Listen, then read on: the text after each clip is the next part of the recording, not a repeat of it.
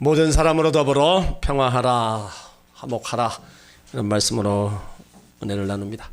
오늘이 4월 첫 주 성찬주일이고 사순절 다섯째 주일입니다. 사순절은 예수님의 고난을 묵상하면서 안으로는 경건과 절제, 자기를 돌아보는 그런 사순절로 보내야 됩니다. 그리고 밖으로는 나눔을 실천하며 또 사랑을 실천하는 그런 절기로 보내야 됩니다.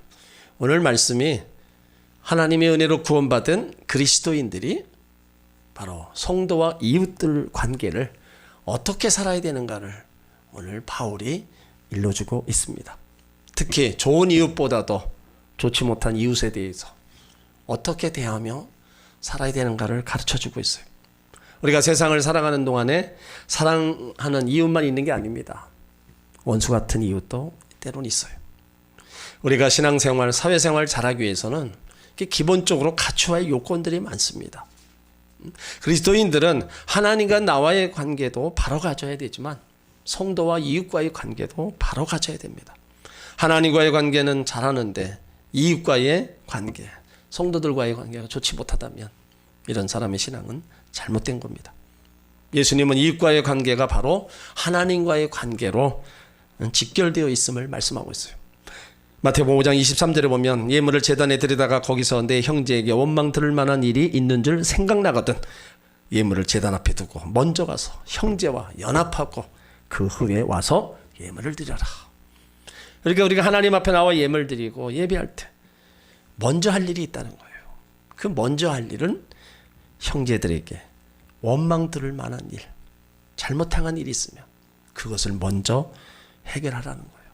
그리고 와서 예배를 드리고 예물을 드리는 게 더 옳다는 거죠.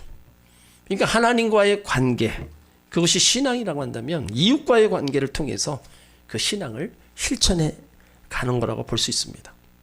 그래서 오늘 바울이 그걸로 우리 가운데 알려주고 있는 거예요. 오늘 14절 보면 너희를 핍박하는 자를 축복하라. 축복하고 저주하지 말라.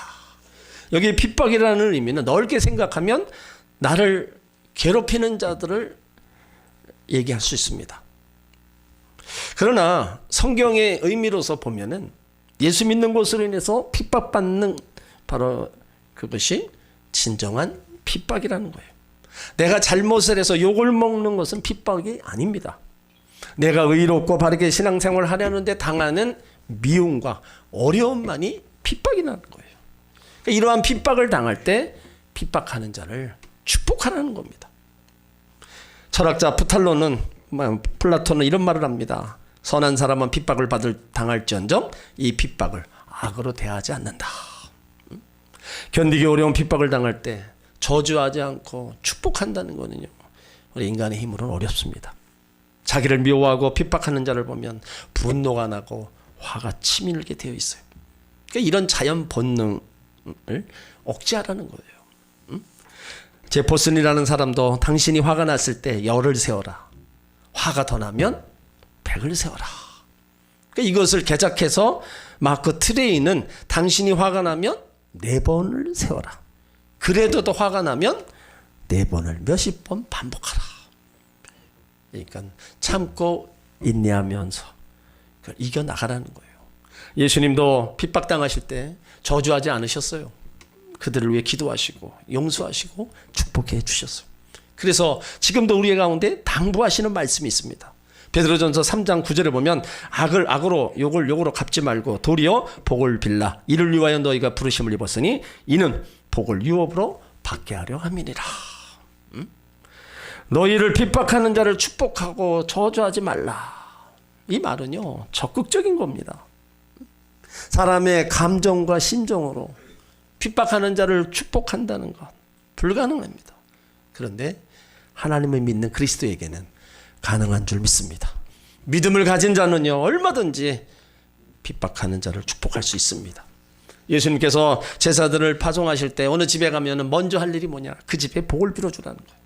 복을 빌어주어서 그 사람이 그 복을 받을 만한 사람이라면 그 복을 받았지만 만약 그 복을 받지 못할 사람이라면 내가 빌었던 그 복이 너에게로 돌아온다는 거죠.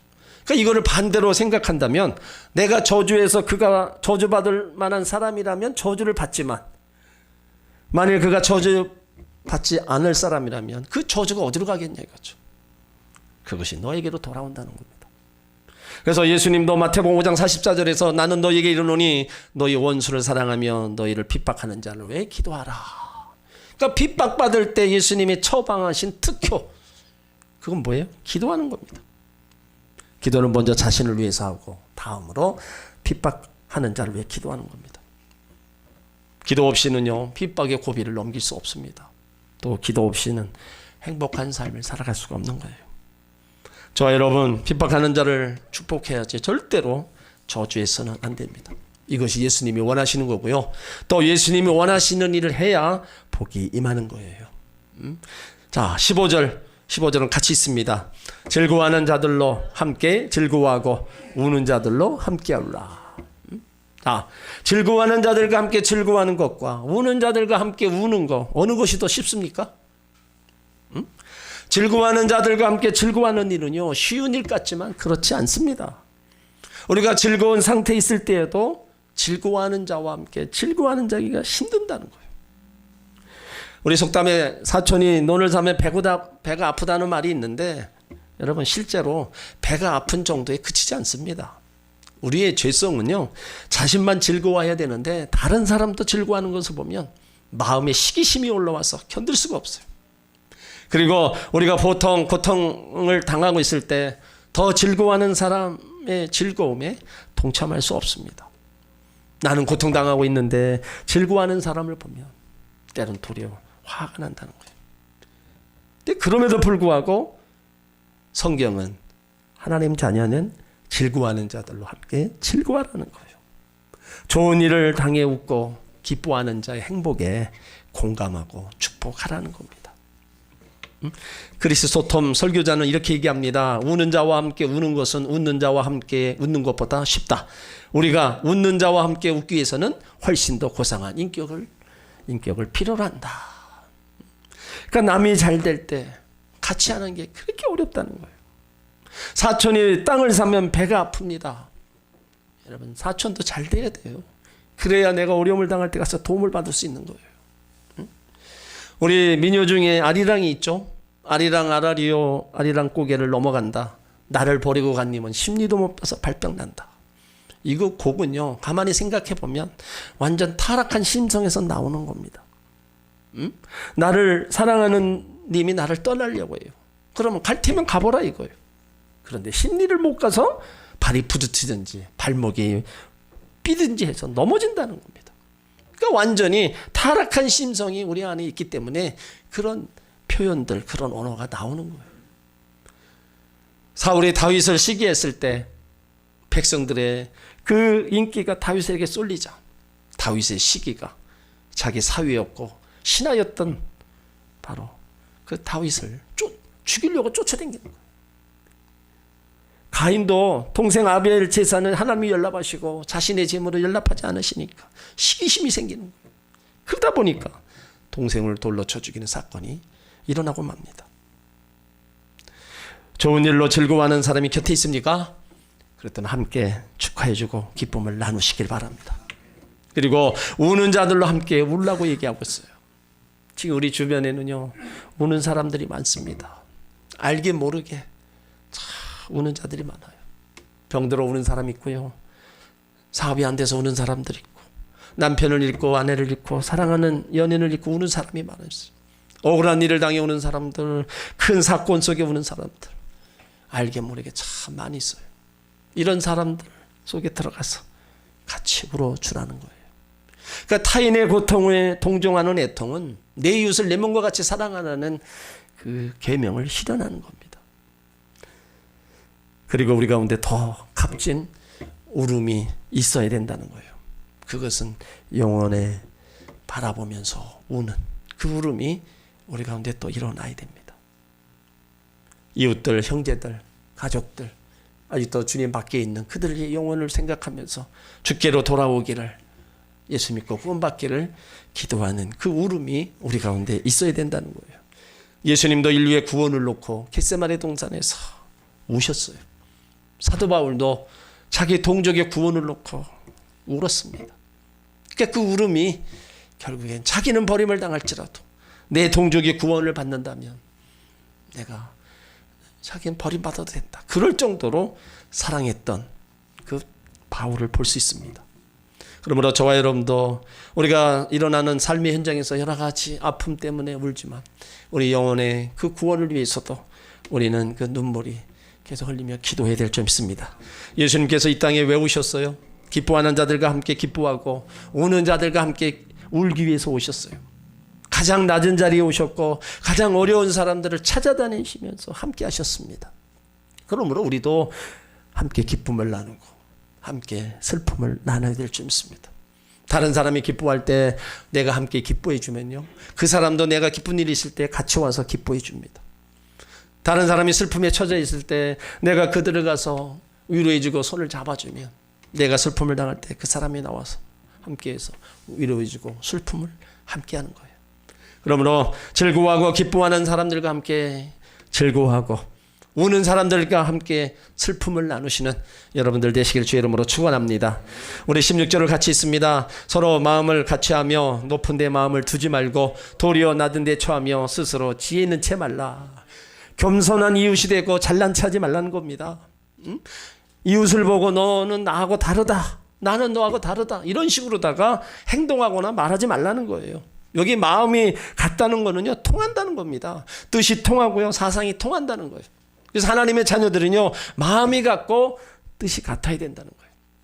부모와 자식 간의 마음과 뜻이 같아야 되고요, 부부 간에도 마음과 뜻이 같아야 됩니다. 그런데 문제는 우리 마음이 하나 되지 않다는 게 문제라는 거예요. 남편 간의 마음이 하나 되지 않습니다. 형제의 마음이 하나 되질 않아요. 이 마음이 하나 되지 않으니까 분열이 일어나고 계속 외치는 게 소통. 우리 하나님의 자녀들이 마음을 같이 하는 방법은요, 예수님의 마음을 품고 예수님의 마음으로 다가가는 것밖에 없습니다. 너희 안에 이 마음을 품으라. 그 그리스도 예수의 마음. 예수님의 마음은요, 겸손과 온유의 마음이에요. 희생과 섬김의 마음, 죽기까지 낮아지는 마음이라는 겁니다. 그러니까 하나님의 자녀들이 이런 마음을 가지고 성도를 대하고 가족들을 대하고 이웃을 대할 때 하나가 되는 거예요. 높은 데 마음을 두는 것은 교만함이라고 얘기하고 있어요. 그래서 교만함은 남을 업신여기고 자기를 사랑하는 겁니다. 그래서 하나님이 제일 싫어하는 게 이 교만함이에요.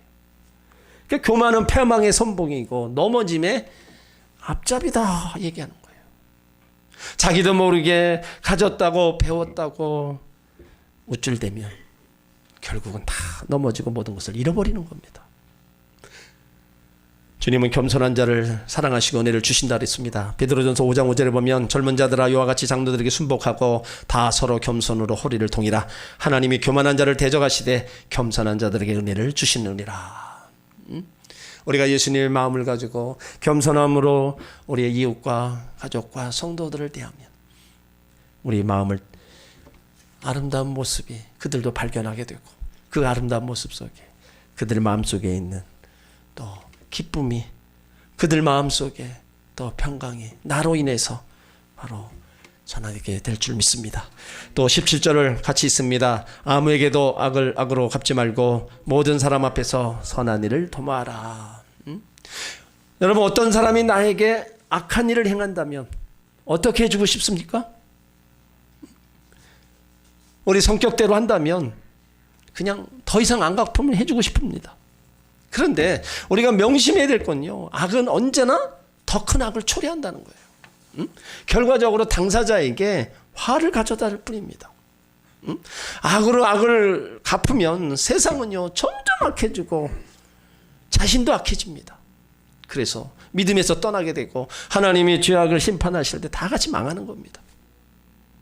그러니까 악을 악으로 갚는 건 이기는 게 아니래요. 오히려 지는 겁니다. 그래서 하나님의 자녀들은요, 악을 악으로 악을 갚아서는 안 되는. 그러니까 어떤 경우라도 이 악을 대형 무기로 사용해서는 안 된다는 거예요. 누가 여러분을 저주합니까? 그럴지라도 그 사람을 저주하지 말아야 됩니다. 다른 사람이 나를 원수로 대하고 있다 할지라도 그 사람을 원수로 여기지 말아야 됩니다.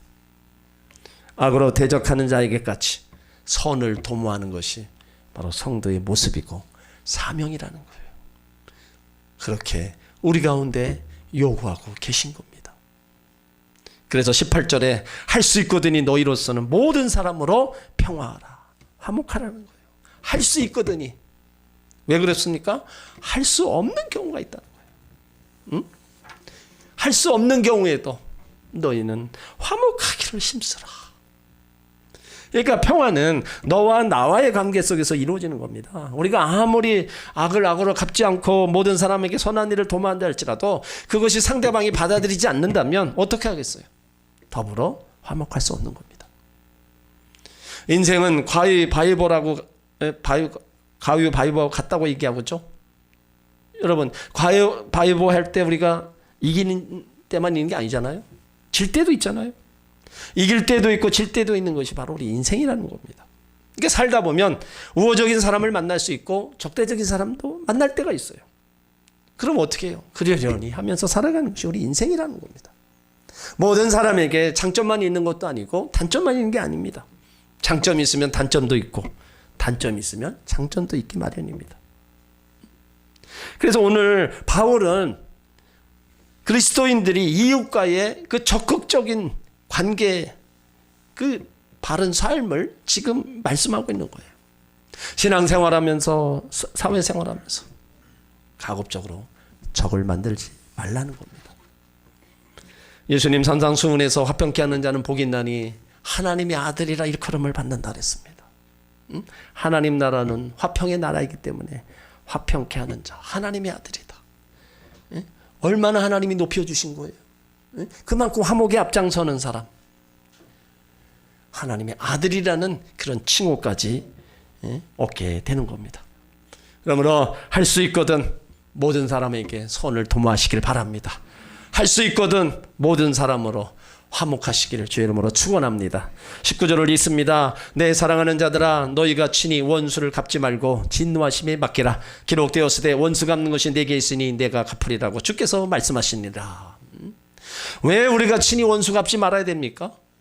우리는 다 불의한 자들이에요. 원칙적으로 우리에게는 원수 갚을 권한이 없습니다. 원수 갚는 거는요 하나님이 하시는 거예요. 하나님만이 심판하시고 하나님만이 행할 수 있는 일입니다. 그것을 내가 하려고 한다면 결국은 그거는 복수하는 거나 마찬가지예요. 돌스토이 작품 가운데 재난의 원인이라는 단편집이 있어요. 담장 사이를 두고 서로 사이좋게 살아갔던 두 집이 어느 날 일이 일어납니다. 하루는 이쪽 집 안탑 한 마리가 담장을 넘어서 저쪽 집에 가서 알을 낳아요. 닭이 알을 낳으면 꼬꼬대거리죠. 그 알 낳은 모습을 이쪽 집 아들이 보다 보니까 알 낳고 자기네 집으로 오는 거예요. 그래서 이쪽 집 아이한테 달걀 좀 갖다 달라고. 이쪽 집 애들이 찾아보니까 없다는 거예요. 있다. 왜 닭이 꼬꼬대하고 알을 낳는데 왜 없다 그러냐. 옥신각신하다 주먹질까지 하면 싸움이 벌어집니다. 그 모습을 보면서 두 어머니가 같이 가세를 해요. 머리카락을 서로 잡아당기면서 격렬히 싸웁니다. 또 아버지가 합세합니다. 두 집이 크게 싸워요. 힘이 모자란 이쪽 아버지가 화가 나서 분을 삭히지 못하고 저쪽 집의 아버지가 집에 가서 불을 질러요. 그러니까 한동안 불길이 타오르다가 바람에 그만 이쪽 집으로 불똥이 옮겨서 다 옮겨부터 두 집이 다 타버리고 맙니다. 여러분 이건 뭘 얘기해요? 복수는 그런 거라는 거예요. 원한은요 또 다른 원한을 낳게 마련입니다. 그래서 예수님도 검을 쓰는 자는 검으로 망한다 말씀하셨어요. 우리 속담에도 남의 눈에 눈물 내면 내 눈물에는 피가 난다고 그랬습니다. 그러니까 사람의 본능에는요 강한 보복 심리가 있다고 합니다. 눈에는 눈, 이에는 이, 생명은 생명으로. 이 복수하고 싶은 마음이 누구에게나 있다는 거예요. 그러나 하나님께서는 절대로 복수하지 말라는 겁니다. 원수 생길 수 있습니다. 그런데 원수에게 보복하려는 마음은 갖지 말라는 거예요. 왜요? 하나님이 친히 원수를 갚아 주신다는 겁니다. 성도가 원한을 품거나 원수를 갚으려 하면 온유한 마음이 상실케 되고 믿음에서 떠납니다.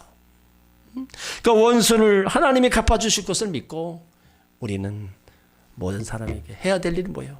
끝까지 선한 일을 베풀고 바로 화목하기를 앞서야 된다는 거예요. 다른 사람에 대한 오해가 있더라도 오래 참아야 됩니다. 여러분에게 원수가 있습니까? 우리가 원수를 갚아서는 안 됩니다. 하나님의 진노하심에 맡겨야 돼요. 하나님께서 오래 참으시는 동안에 그 사람이 회개하면 우리에게 와서 무릎을 꿇고 용서를 빌 겁니다. 그러나 그때까지 회개하지 않는다면 하나님은 그 사람을 심판하실 겁니다. 우리가 할 일은 뭐예요? 20절에 내 원수가 줄이거든 먹이고 목마르거든 마시우라. 내가 숯불을 그 머리에 쌓아놓으리라. 그러니까 이 말씀은 잠언 25장 21절로 22절을 인용한 말씀이에요.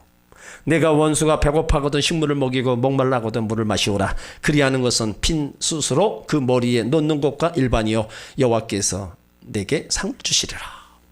그러니까 원수가 배고파거든 굶겨 죽이라고 하지 않았어요. 목말라거든 사막에 버리라고 하지 않았습니다. 돌봐주라는 거예요. 응? 원수에 대해서 복수하지 아니하고 그가 어려울 때 먹을 것 갖다 주고 마실 것 갖다 주면 머리에 숯불을 얻는 것과 같다. 응? 이 말씀은 뜨거운 사랑의 감동에 사로잡히게 된다는 겁니다. 우리가 사랑을 공급하면 원수의 마음도 녹일 수 있고 원수로 하여금 하나님 앞에 회개하고 돌아올 수 있게 만든다는 겁니다. 이렇게 하는 자에게 하나님의 상급이 있다고 얘기하고 있어요. 응? 여러분 마음이 아프죠? 어떻게 내가 안에 일어나고 있는 이 울분과 이런 것들을 참고 그렇게 하기 힘듭니다. 그래도 하나님이 하라 하셨으니까 말씀에 순종하는 마음으로 우리가 그렇게 나가면 하나님이 다 알아서 해주신다는 거예요. 응? 친히 네가 하지 말아라 이거예요. 너도 똑같은 사람이 되는 겁니다. 그래서 21절에 악에게 지지 말라는 거예요. 응? 선으로 악을 이기라는 거예요. 응? 악에게 지는 거는요 자기가 친히 원수 갚는 겁니다. 응? 여러분에게 물어요. 원수 갚는 거 쉽습니까? 그렇지 않잖아요.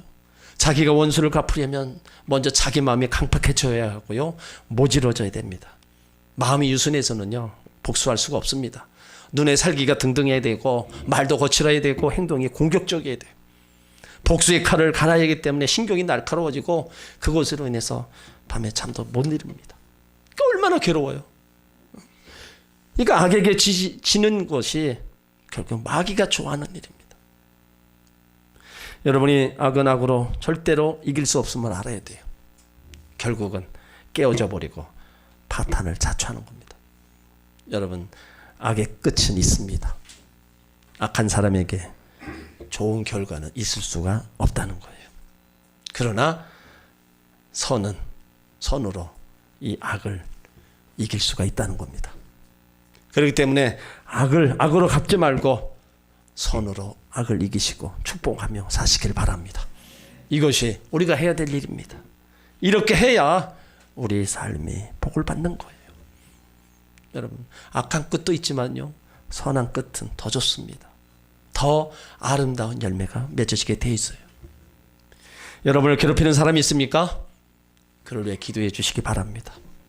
그에게 미안할 정도로 한번 선을 베풀어 보시길 바랍니다. 그리하면 좋으신 하나님께서 그 마음을 움직여 선한 양심을 갖게 할 뿐만 아니라 예수님을 영접하게 하는 마음까지 올 겁니다. 우리는 위로는 하나님을 잘 섬겨야 돼요. 땅에서는 성도들과 이웃관계가 좋아야 됩니다. 여기까지는 어떤 사람을 만나는 게 행복할까 생각하면 그렇게 살아왔어요. 이제는 좀 달라져야 합니다. 좋은 사람 만나는 것보다 더 중요한 거는요 내가 좋은 사람이 되어야 된다는 거예요. 건강한 삶, 사람답게 사는 삶은요 사랑하며 사는 바로 인생의 참된 행복입니다. 사랑을 받는 거 그것보다 더 중요한 거는 사랑하며 사는 삶이 참 행복이라는 겁니다. 웃을 일이 있으면 함께 그와 웃고 슬픈 일이 있으면 그와 함께 눈물을 흘리는 것. 기쁨은 나누면 배가 되고 슬픔은 나누면 반이 된다는 겁니다.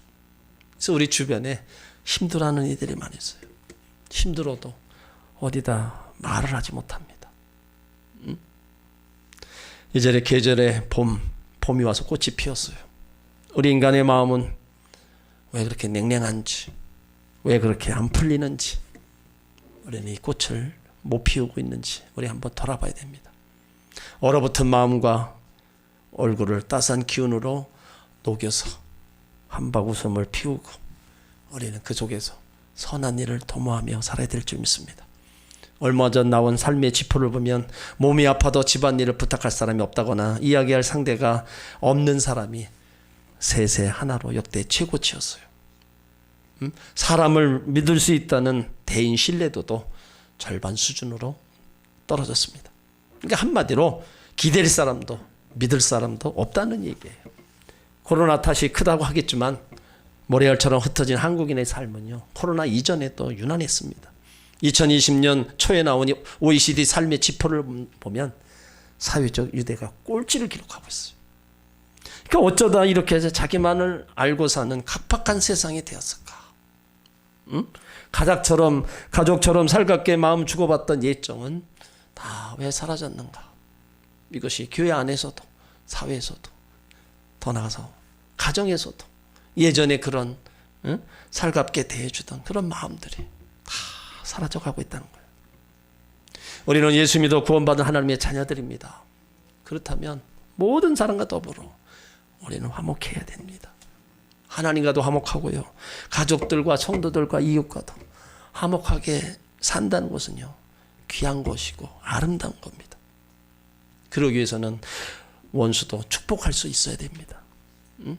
함께 울고 함께 웃을 수 있어야 되고요, 또 겸손하게 섬기며 살아가야 되는 겁니다. 사랑하는 성도 여러분, 모두가 다 하나님과 화목하시면서 모든 사람과 더불어 화목한 삶을 살아가시기를 주의 이름으로 축원합니다.